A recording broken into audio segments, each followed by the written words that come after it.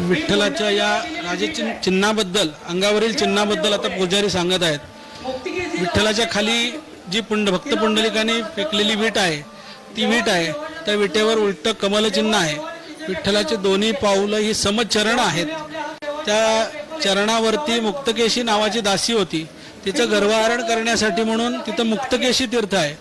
देवानी गोकुळात वापरलेली काठी आहे, कमरेला करदोडा आहे, देवाच्या डाव्या हातात शंख आहे, उजव्या हातात कमळ आहे, डाव्या बाजूला ब्रह्मदेवाचं नाभिक स्थान आहे, डाव्या बाजूला रुक्मिणीला बसायला दिलेली वामांगी रुक्माईची जागा आहे, भृगु लांछन आहे, गळ्यामध्ये कौस्तुभमणी आहे, कानामध्ये मकराकार कुंडल आहेत आणि डोक्यावरती शिवाकार टोपी आहे।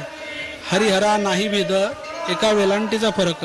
शिव आणि हरी याच्यामध्ये कुठलाही फरक नाही, हरी आणि हर हा एकच आहे। अशी ही हरिहराची स्वयंभू मूर्ती म्हणजे साक्षात पांडुरंगाची मूर्ती आहे।